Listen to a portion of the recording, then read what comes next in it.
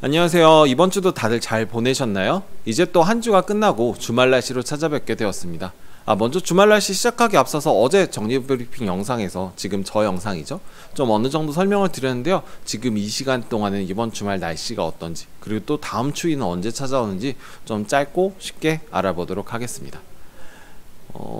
제일 먼저 지금 우리나라 주변 실황부터 살펴볼게요. 지금 보고 계신 이 영상은 제가 지금 이 영상을 찍고 있는 시점에 우리나라 주변의 레이더 영상인데요.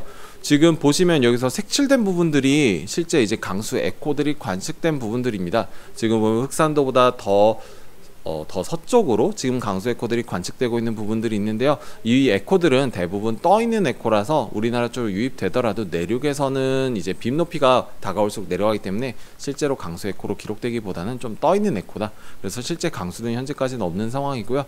이제 위성 영상을 통해서 조금 더 자세히 살펴볼게요. 지금 보시면 우리나라를 중심으로 이제 남쪽은 아까 보셨던 강수 에코가 포함되어 있는 조금 중추운의 높은 구름들이 위치하고 있고요. 서쪽은 대체적으로 맑은, 그래서 전반적으로 볼 때 고기압의 영향권에 놓여 있는 그런 상황이다라고 볼 수 있는데요. 수증기 영상 통해서 조금 더 기단 흐름 살펴보시면 우리나라보다 북서쪽으로 기압골, 그리고 더 위쪽에서는 찬 공기가 남하하고 있는 모습들이 보여지고 있습니다. 이 기압골과 찬 공기가 정례 브리핑에서 말씀드렸지만 22일부터 그 이후에 좀 영향을 줄 것으로 보여지는데요. 조금 더 어떻게 영향을 주는지 자세히 살펴볼게요.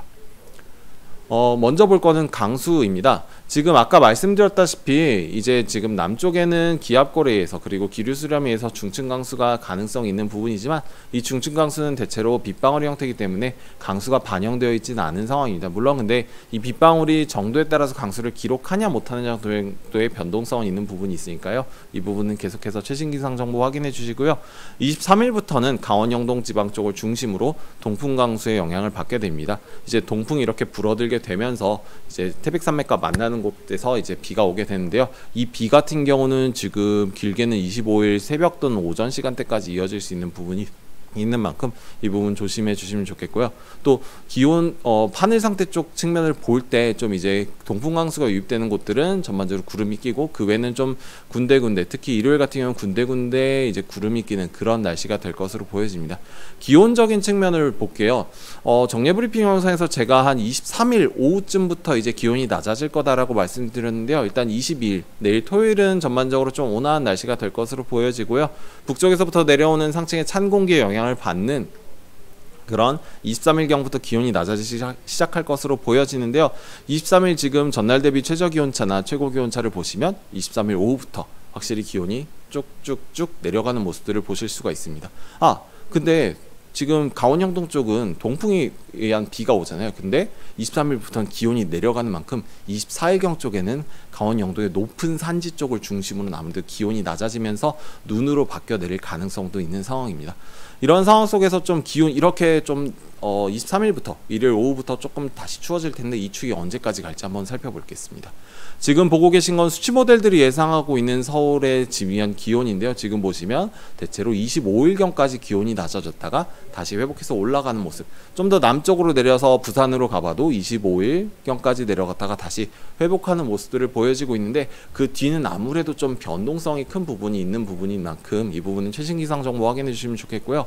아무래도 기온 추이는 이번 추위는 대충 한 10월 말 또는 11월 초의 평년 기온 수준의 추위가 될 것으로 보여지고 이후에 다시 다음 주 중반부터 회복될 것으로 보여지니까요. 이 부분 좀 참조해 주시면 좋겠고요.